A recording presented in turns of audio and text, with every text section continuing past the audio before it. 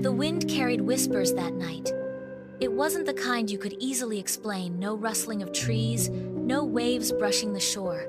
Just a voice, faint, trembling, and calling a name that hadn't been spoken in 20 years. Eleanor.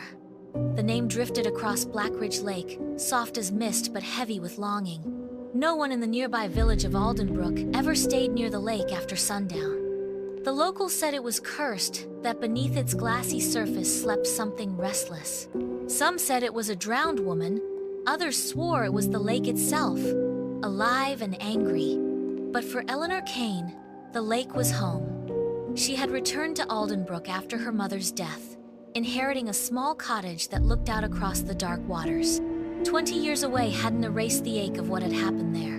When she was 10, her twin sister Elise had vanished near this very lake. They were playing hide and seek. Eleanor remembered counting, the sound of her own laughter, the giggles of her sister fading among the reeds, and then silence. By the time anyone searched, Elise was gone. Her body was never found. Now, at 30, Eleanor had come back to face the place that had haunted her dreams. The first night was quiet. The second, too. But on the third, just past midnight, she woke to a soft knocking. It wasn't at the door. It came from the direction of the water. She stepped out onto the porch, clutching a shawl around her shoulders. The lake gleamed under the moonlight, silver and still. Then she heard a voice, distant but unmistakable. Ellie? Eleanor froze. No one had called her that since Elise. She took a hesitant step forward. Who's there? No answer. Only the faint rippling of the water. She stood there for a long time, staring into the dark surface that reflected her trembling face. Somewhere deep within, something stirred not in the water, but in her memory. The next morning, she tried to convince herself it had been a dream. Grief and exhaustion. That was all. But when she looked outside, she saw footprints leading from the shore to her porch. Small, barefoot, and soaked. Her breath caught. The prints stopped right in front of her door. She ran to the lake's edge. Nothing. The water was calm. A low fog began to creep across the surface, thick and cold. In that haze, for just a second, she saw a silhouette, a young girl standing knee-deep in the water, her head tilted, her long hair dripping. Eleanor's heart pounded. Elise! The figure turned, and the fog swallowed her whole. That afternoon, Eleanor went to see old Mrs. Green, the last of the villagers who remembered the twins. Her hands shook as she poured tea, her eyes clouded with cataracts but still sharp with secrets. "You've come back to the wrong place, child," Mrs. Green murmured. "Some things here never rest." "What happened to my sister?" Eleanor asked. The old woman hesitated.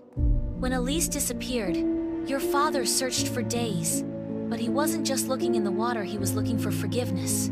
"What do you mean?" Mrs. Green looked toward the window. "He made a deal, dear, with the lake." Eleanor frowned. "A deal? They say the lake gives what it takes, a wish, a life, a promise. But once you take, you must give something back. Your father, he asked for your mother's life to be spared when she fell sick." The lake answered. "But every gift comes with a price." Eleanor's hands trembled. "You mean Elise?" Mrs. Green nodded slowly. "The price was a child."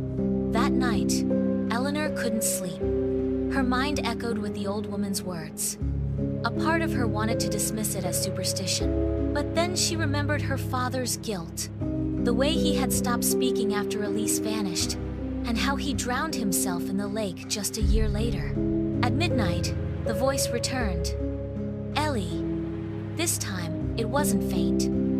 It was right outside her window. Eleanor grabbed a lantern and stepped out. The air was colder than before, and mist blanketed the shore. There she was. Elise.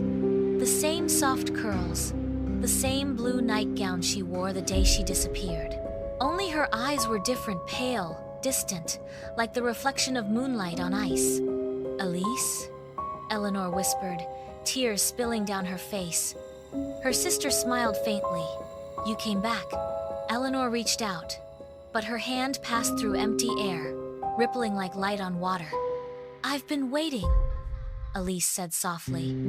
"It's lonely here." Eleanor shook her head. "I'm so sorry. I didn't mean to leave you." "You didn't," Elise said, her smile fading. "He did." "Father?" Elise nodded. "He promised the lake one soul. But when the time came, he tried to take it back. The lake took me instead." Eleanor's heart broke. "Then how can I bring you back?" Her sister's form flickered, dissolving like smoke. "The lake only gives what it takes. If you want me back, it must take you."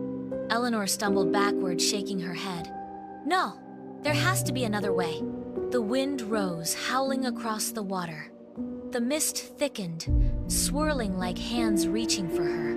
She ran to the house, slamming the door behind her, but the knocking started again. Not from outside, from beneath the floorboards. The wood groaned, the sound of water dripping from below. She fell to her knees, prying up a loose plank. A rush of cold air hit her face. Beneath the house, instead of soil, there was black water. The lake had risen into the foundation. And in that dark mirror, a face stared back. Hers, but not hers. "Elise," she whispered. The reflection smiled. "It's time to come home." The next morning, villagers found Eleanor's cottage empty. The door was wide open, the lantern still burning on the porch. Her shoes were by the door, but there were 2 sets of wet footprints leading to the lake. One small, one large. The police searched for days but found nothing.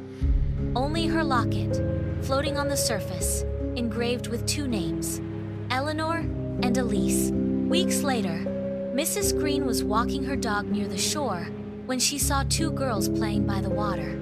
They looked identical, laughing, holding hands, chasing each other just like before. She blinked, and they were gone. Only ripples remained. That night, as she sat by her fire, she heard a whisper through her window. "Thank you for remembering us." Years passed. The legend of the Kane twins became another ghost story mothers told their children to keep them away from the lake. But sometimes, when the moon was full, the water shimmered like silver glass, and 2 figures could be seen beneath its surface, smiling as they held hands. Together, forever.